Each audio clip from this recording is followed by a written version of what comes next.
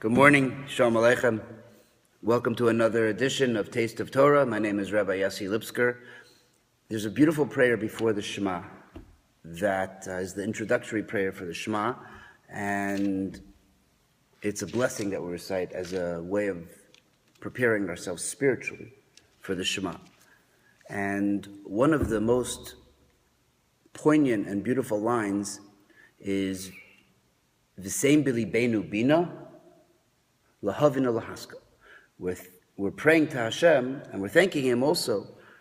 We're acknowledging Him as the God that gives us understanding, and we're praying for understanding to understand and comprehend the mysterious depths of godliness. So the question is, how come we don't say V'sein b'mochenu bina? How come we don't ask Hashem to please place understanding in our brain?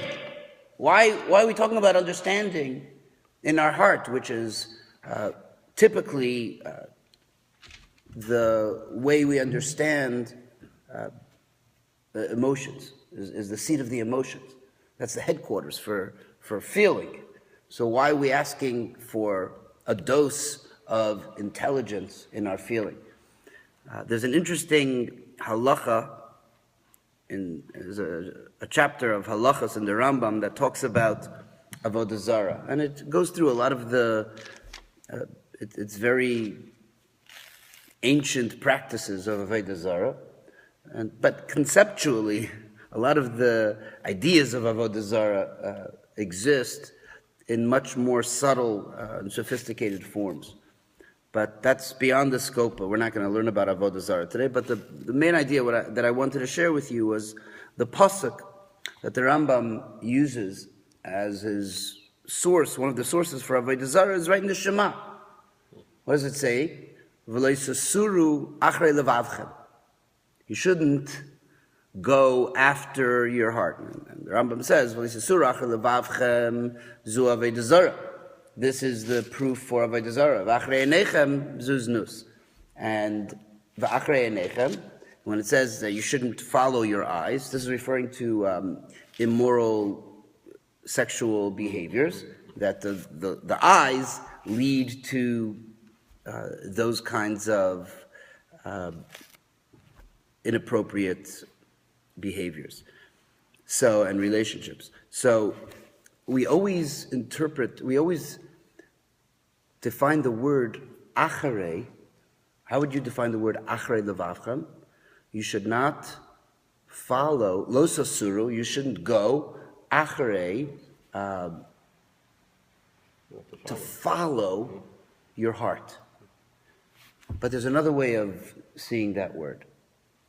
And I'll just, before saying how to see that word in a different way, I'll give you a little introduction about what it is that is instrumental in keeping the practice of Yiddishkeit, our spiritual practice, in keeping it consistent. That's one of the biggest challenges that we have as spiritual people, as religious people, is trying to maintain a level of consistency, trying to stay with an equilibrium that we can count on.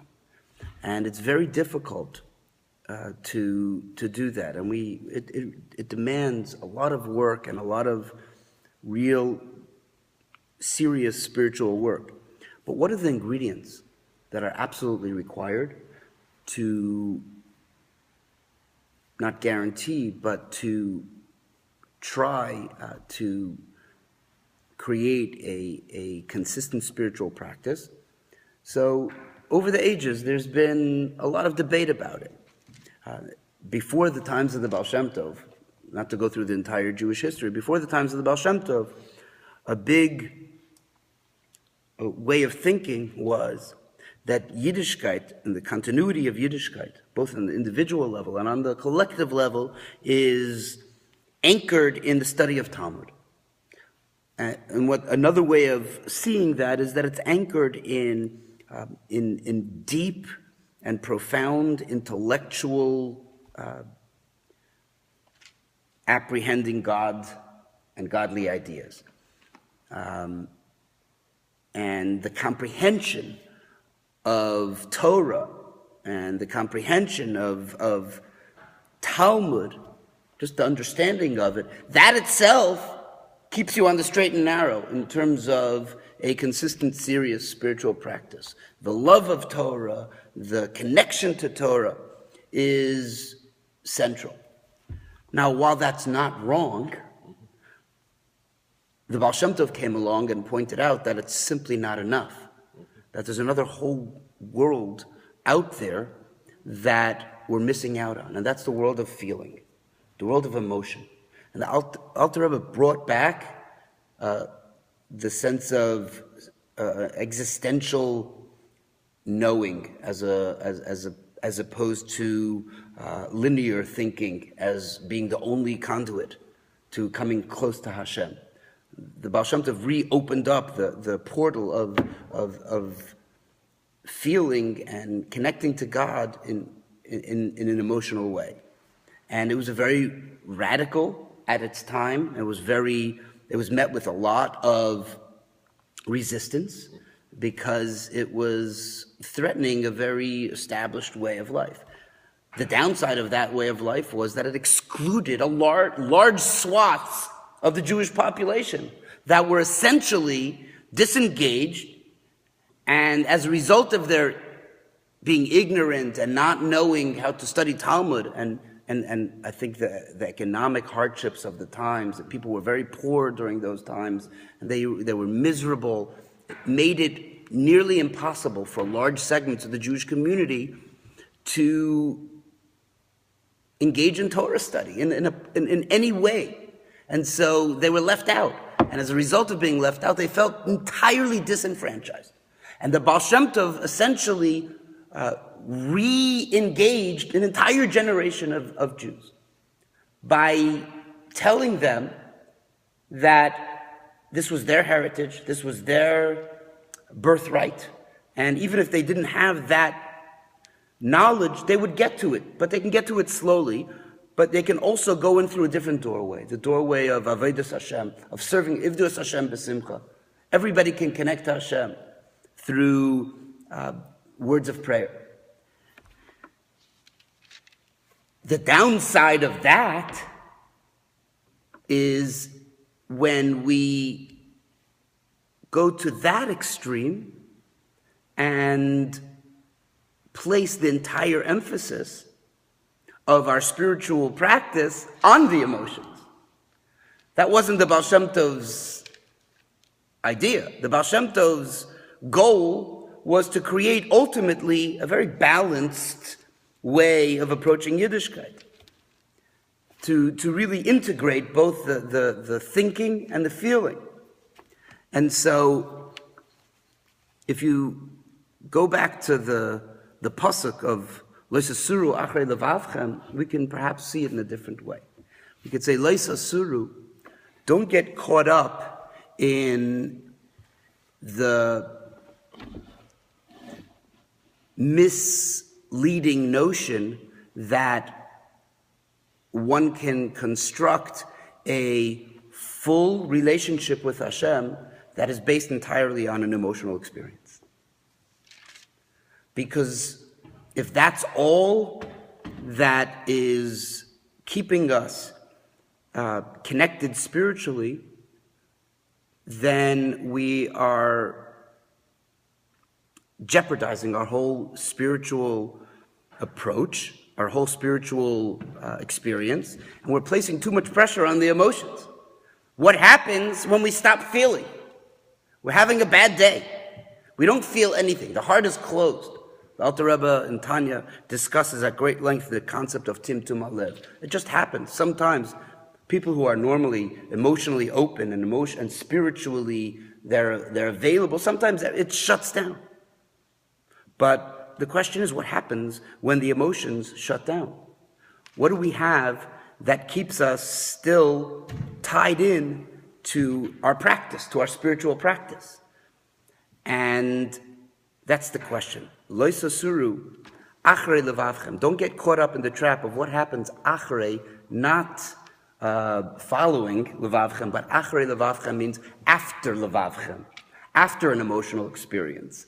What happens when the emotional experience dies down? What are we left with?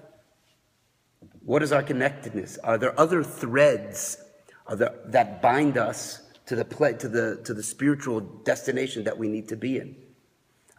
Do we connect to it on an intellectual level? Do we connect to it on a pure faith level, or as it's called Kabbalah Soul? The simple idea that even I don't understand things right now, or I don't feel anything for it right now, I know that this is what I need to do. And I'll do it, even though I'm doing it almost unconsciously, without kavanah. But there's this idea that mitzvah, b'loi kavanah keguf b'loi neshama, a mitzvah without a neshama is like a body without a soul. Nevertheless, it's a mitzvah. It's something has happened when we do the mitzvah.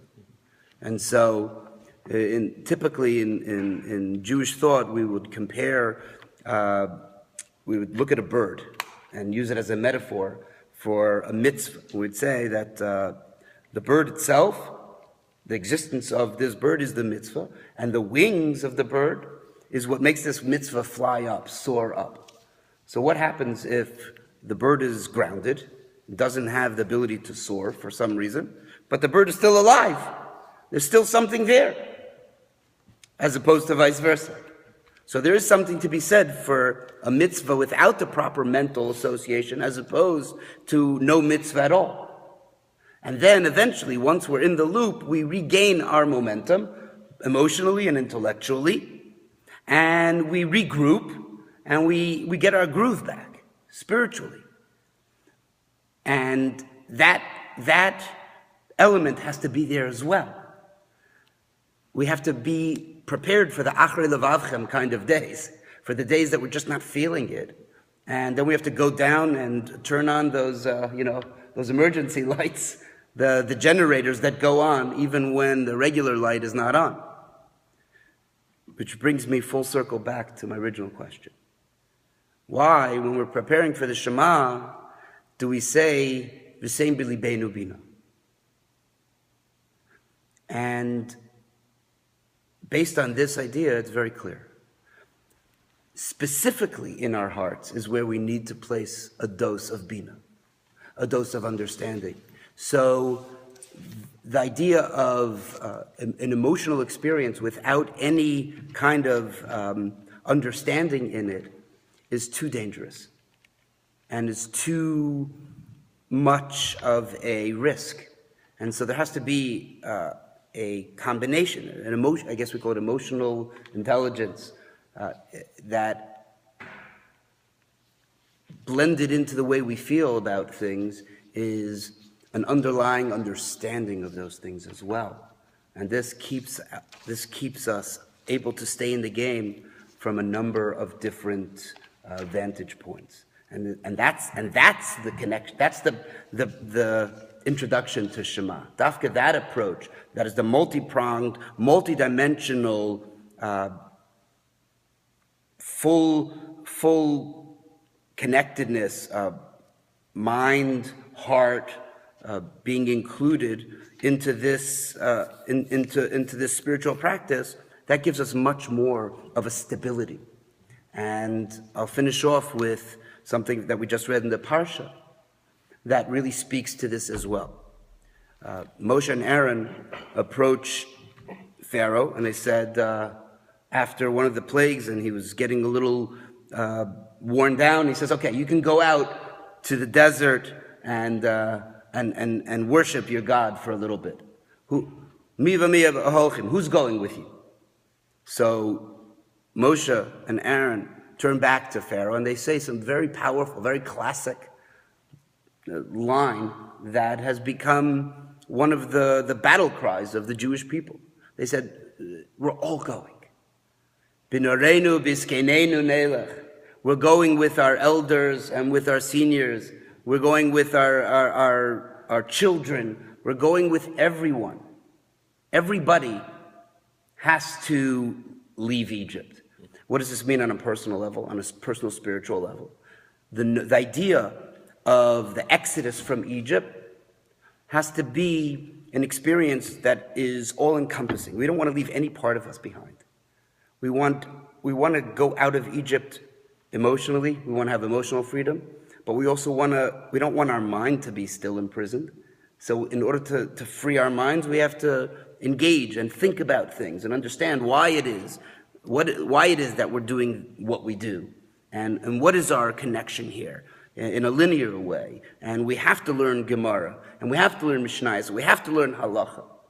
And this gives us the balance to stabilize our emotions, to lead us in a wholesome, holistic, consistent, stable spiritual path. Yom Tov.